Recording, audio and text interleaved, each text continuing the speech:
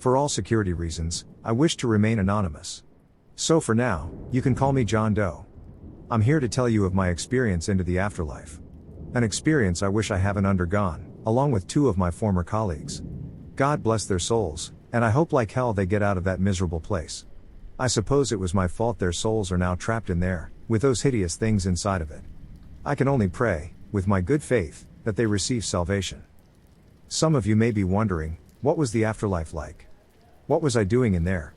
Well, this was something that was meant to be an experiment, to see if our existence could transcend the notion of physical reality, and into what some people call heaven, hell, purgatory, or what some people refer to as the astral plane, or more specifically, the afterlife. But before I begin, I'll introduce myself with my background. As I said, you can call me John Doe, as I refuse to use my name for security reasons.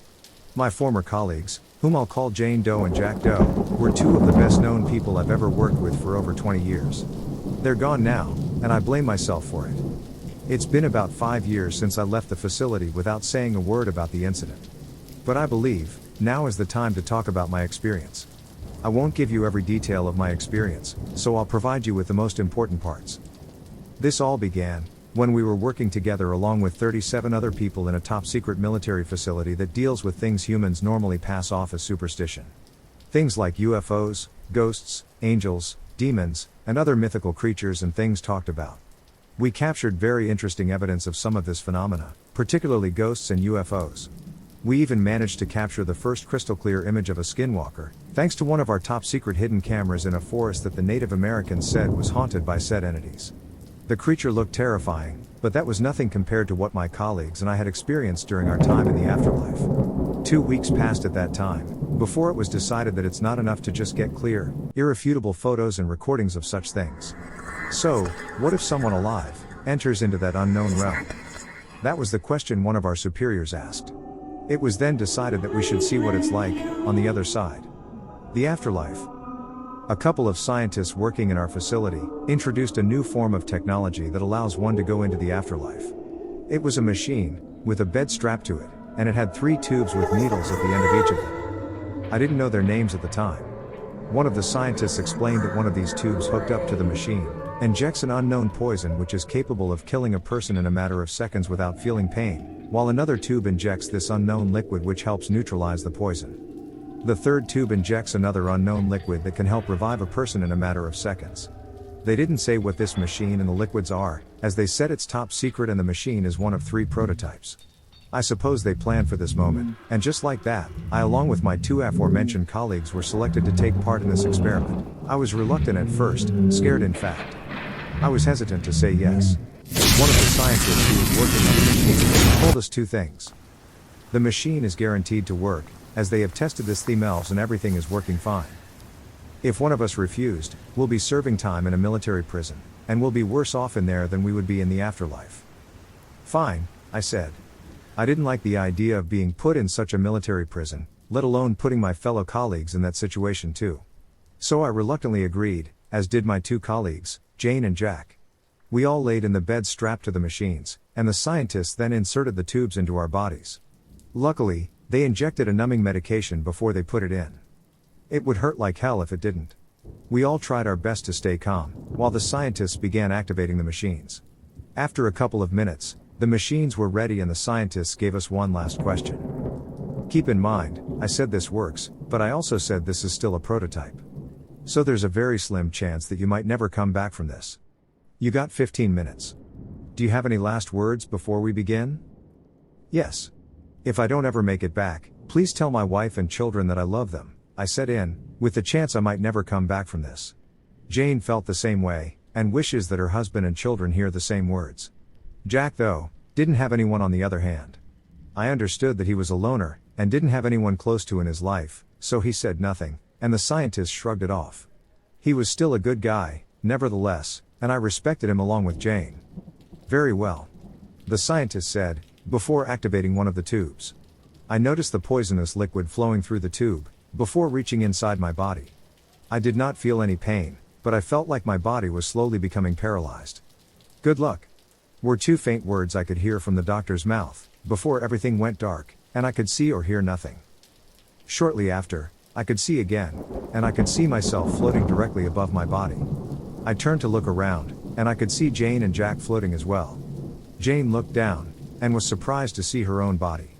Jack saw his body, but gave no reaction, as if he didn't care. Of course, I knew he was the one who follows orders, but he's also the silent type, sometimes looking depressed. But I guess his excellence in combat as well as intelligence gathering, brought him into the facility. Nevertheless, I didn't have much time to dwell on his life. I looked around, and saw the scientists speaking to each other regarding the experiment. Looking at one of the scientists, I could hear his words crystal clear, but I could also see his face crystal clear as well. He usually shaves his mustache, but I could still see that he missed a tiny spot that appeared to be invisible to the naked eye. I couldn't even tell he missed it, when I was alive. I held back a laughter nonetheless, and my colleagues and I decided that it's time to leave the facility and see what we can find. I was trying to figure out how to descend, but there was nothing I could do. That's when I discovered that soon as I thought myself descending down, the thought of it somehow made me descend back down on the floor. Jane and Jack looked surprised, and I told them what I did. They followed suit, and were amazed of my discovery. It seems that within the afterlife, your thoughts create the situation or moment for you.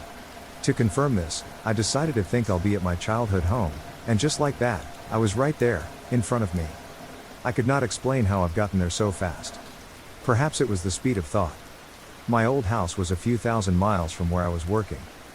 Suddenly, Jane appeared behind me, followed by Jack. She explained that she thought of being next to me, and then it happened. Jack thought the same thing. This was an interesting discovery, and this is something we needed to relay to our superiors once this experiment is over. I turned to look again at my house, and I could see that it had been abandoned. No one else has lived in that house for 35 years, ever since my parents had passed. I pray that they're in heaven or someplace better, and not in that demonic thing operated by those devils. Understanding that we could move where our thoughts take us, I decided we should think ourselves flying forward, and we did. As we started flying, I could hear Jack screaming as he seemed like he was about to hit a building. But to his surprise, he phased through it, which prompted a reminder that we don't have our physical bodies, which is why he passed through the solid structure. We gathered much intel as we can throughout this experience, thinking of places to be at, only to be there instantly, as well as manually flying ourselves for the fun of it. We even saw people who have deceased or are currently performing what is called astral projection. I began to marvel at the sight of everything in this world, along with its beauty. This is when I had this one idea, the very same idea I regret having now. I decided, what if we went out into space while in the afterlife? What would space be like? Will it be just as beautiful? Jane and Jack had their eyes wide, never thinking such a thing could be possible. But what if there's no air? What if we can't breathe in space? Jack said. Why would you need air when we don't have our bodies? I asked. Come to think of it, the whole time we were experimenting within the afterlife, we didn't even have a nose or lungs. We all thought of this, but we still appeared to be breathing the same way we did while we were alive. But given that my colleagues were afraid to go up there, I then decided I should go up into space. I was anxious to think myself being in space, so I decided to fly up ahead and use my thoughts to make myself go up faster and faster. At that moment, I was in space, and I could see the moon clearly. It looked more crystal clear, appearing like a ball of rock and sand floating in space. I even looked at the stars and they appeared brighter than they normally look with any telescope or image. I also realized I wasn't in any danger, and I could still breathe apparently. Jane and Jack though shortly appeared next to me, and they were in shock and awe of what they see in space. Everything looks beautiful, Jane said, before looking at me. I'm gonna try to go to Jupiter, I said, and decided this time I'll think myself being there. Shortly after that, I was right there. I could see the planet, and I remarked its beauty. However, shortly after a few moments, that wasn't what caught my attention. As I turned to look to my right, I could see what I presumed to be spacecrafts. I became shocked by the experience. It astounded me to see UFOs flying around, and I was just right there. But how? They're literally flying everywhere in space, even around Jupiter, but our cameras, telescopes, and other forms of technology meant for observing space can't detect them? I was astonished. None of this made any sense whatsoever. One of the ships approached and the beings inside were seen looking at me. One of the figures in the craft looked like a small, gray being, and it smiled at me. I would freak out, but strangely, I could feel its energy. It meant no harm to me, and it was exploring space just like me. I was shocked and anxious, but I also had this understanding it has no malicious intent towards me. Then just like that, The being turned the ship and left to wherever it was going. I was still afraid, but happy I'm not in trouble. After a few moments from the ordeal, both Jack and Jane appeared behind me. "We're glad you're fine, John. We were beginning to worry if something happened to you." "I could sense anxiety coming from you," Jack said. "Something did happen. I saw one of those little gray beings in a craft, and it looked at me and smiled at me before taking off." I told them. I was astonished to see that they laughed and didn't believe me. Nevertheless, I decided to not let it bother me, and we then explored space shortly after. After looking around, we could see that space was more beautiful than it looked. The stars, moons, and suns were crystal clear and brighter. Jane and Jack then noticed other spacecrafts not belonging to us, and were taken aback. We then had this thought of being next to Voyager 1's location, and just like that, it happened, and we could see its technological designs. "This thing is huge," Jane said. "That's what she said," Jack jokingly stated, and that's when Jane got mad and flipped him off before we continued on. She's never the person to do that, but that's only if you don't get on her bad side or say the wrong things to her. I then decided that besides Jupiter, we should also take a look at the other big planets, that being Uranus, Neptune, and of course, Saturn. We thought ourselves being at Uranus and Neptune at first. We could even see the rings around Uranus, which would appear faint to the naked eye, but from our view, it was clearly right there. Neptune, on the other hand, appeared to be a bright, blue, watery-looking planet. Not much has happened at first, until we then decided that we should now head over to Saturn. As always, we would be there instantly with mere thought. The planet looked like how it appeared in NASA's space images, but brighter and clearer, including its massive rings. After what felt like a few minutes from observing the spectacles of the planet, I looked toward Jack, only to see a figure approaching behind him. I pointed right behind him, and he and Jane turned to see it. The entity looked human like us, a female, but having Nordic features. We spoke to the entity. She didn't respond, and she kept staring at us. I could sense fear and anxiety coming from Jack, as he believed that this entity isn't from our world and might hurt us. This drew the attention of the entity, and she began to back slightly away from him. As soon as she saw me, I had to calm myself down and give her a smile, having no hostile or fearful emotions, but emotions filled with peace and harmony, to show that I'm not a threat to the entity. As I did this, the entity turned its attention to me and slowly approached me. She then smiled at me, and she took out her hand. I could feel from her, as if she wanted me to touch it. Just like that, I did, and I felt her energy. It was peaceful, and I felt she's from an unseen world hundreds of light years from Earth. To my surprise, she didn't have a name, as they don't use names to identify individuals among their own. I even felt the knowledge she had, imbued within me, especially the knowledge on how she astral projects and the knowledge on the astral plane itself. She clearly had a much higher level of understanding of the afterlife than we did, and how to navigate it properly. I was even embedded with the knowledge of things humanity still has yet to understand. I could also feel that she was happy to meet me, as was I to her, given that we mean no harm to each other. Unfortunately, the ordeal didn't last long. This is when things took a very dark turn. As she looked at my fellow colleagues for a few moments before turning back at me, she then frowned and looked terrified, right before flying quickly away from us. I wonder what freaked her out. I meant no harm to her. That's when Jack turned to my attention, and his eyes went wide with fear. That was when I realized something. They weren't looking at me. Jack pointed at something behind me. I turned, and to my horror, there was this black, pyramid-looking structure heading towards our location.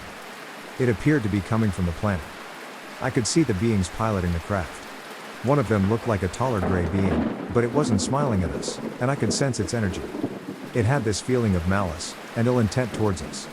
The other figure looked even more horrifying.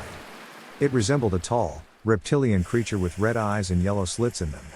It had a malice and ill intent toward us, which to my understanding, dwarfed that of the tall grays. "John, I think we need to go back," Jane said, and I concurred with her. We began to fly away, but Jack was still there, remaining stationary while appearing to be in shock and horror. "Jack, what the fuck are you doing? We need to get out of here," I yelled. Jack then snapped out of it, and looked to our attention. He started heading towards our location, but at that moment, the pyramid-shaped craft emitted a powerful white light from its center.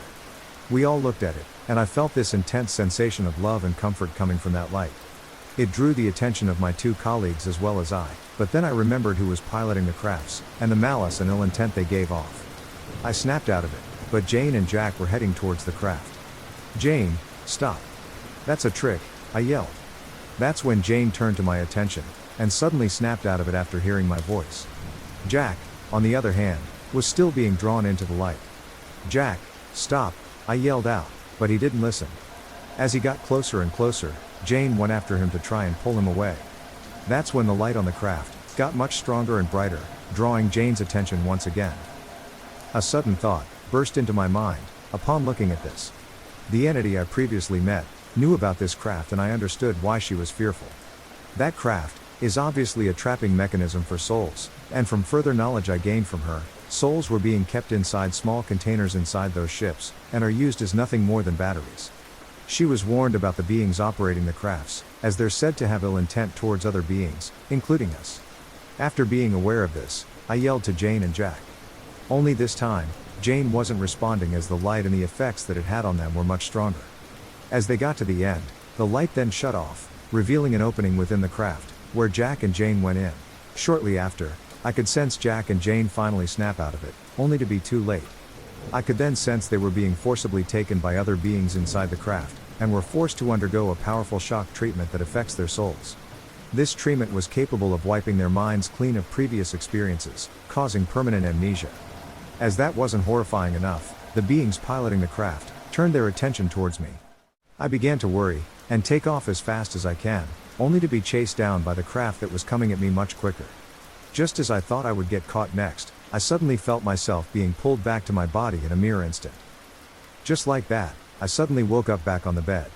The scientists were happy to see I was awake, but they appeared to be having trouble bringing back Jack and Jane. I looked at their bodies, and I began to sob. The scientists had no idea what just happened, but I knew the truth. Jack and Jane were now gone. "They're dead," I said in a crying mess. "What? How? Did the prototypes fail?" One scientist then asked anxiously. "No. They were taken by those evil creatures. Those devils," I said out of anger. But they didn't believe me. They simply assumed I was suffering from mass hysteria. "I'm telling you the fucking truth, goddammit. Jack and Jane are dead for good," I said, out of rage. "That's enough," said one of my superiors. "Come with us to the debriefing room." He then instructed me. In the debriefing room, I told them everything we had seen and experienced. I even told them of the craft that took both Jack and Jane. All of the experiences that occurred, especially my meeting with the Nordic entity, and those evil things. All except one of my superiors walked out of the debriefing room without saying a word. I suppose none of them believed a word I said. That was until the remaining superior held up a folder and put it in front of me. "Open it," he said. I did, and as I did that, it had pictures. I felt my heart pound rapidly for the first time. They were pictures of that same craft, the one piloted by those devils, and it's clear they were taken by a camera, capable of seeing things we simply can't see with the naked eye. "They come to our world from time to time," he said, and I listened in. "We had no idea why they're here, but it seems your descriptions of the craft match the one we had in the pictures. I figured that you would encounter them, which is why I brought these pictures. Now we know its purpose." It shocked me to realize our military somehow knew about them, and the fact we were put into experimentation through this made my blood boil. "You mean to tell me we participated in this experiment just so you could get an idea of what that craft is for? Did you consider any repercussions about this? Seriously, what the fuck is going on?" I asked in a mix of frustration and confusion. He then sighed and told me everything. "It was not your initiative to go out into space and encounter those crafts. Your mission was clear, to investigate on this world what the existence is like in the afterlife. After being informed of everything you told us, this seems to explain why most crafts belonging to other beings don't operate in the same physical reality as us, but they do manifest into our world on occasion. I find it strange, and defiant of all scientific and logical explanations, but I suppose the existence works in ways we still have yet to understand." With that being said, this also managed to provide knowledge on those pyramid-shaped crafts we were keeping an eye on. One of our previous test dummies decided to test out the prototype, and he got a glimpse of the afterlife, providing us with similar details of your experiences. But unfortunately, the poor soul came back to us shaken with fear. He described the same exact thing you told us, and your knowledge on them confirmed to us that they're extremely hostile. He refused to undergo another experiment and shortly became clinically insane, before being sent to an asylum to receive treatment. So it was then decided to find new subjects, that being you three. So I guess I was nothing more than a lab rat, forced to endure the most likely risk I would be caught by that craft and never come back. Is that it? I said. As I said, it was not your initiative. I suppose when we continue with the experiments, our priority is to inform future participants to not go into space, and to avoid those specific crafts for their own safety. My superior then told me before he walked out, leaving me in the room by myself with my own thoughts. I admit, I was pissed off. Even though it wasn't really my mission to investigate the craft, the fact that they knew about it without telling us, made me angry. What made it worse was knowing that Jane and Jack are now gone due to this, and as I said, I blame myself for it. Those evil creatures, I hope that one day, they pay for their transgressions upon humanity and other beings. But for now, I'm left with nothing but sadness, heartbreak, and my sanity severely damaged from the horrifying experience. The only bright thing about this ordeal is that Jack and Jane are commemorated for their bravery, and Jane's family have been properly compensated. To be honest, that compensation won't fix the fact she is completely gone for good, never able to see her husband and children ever again.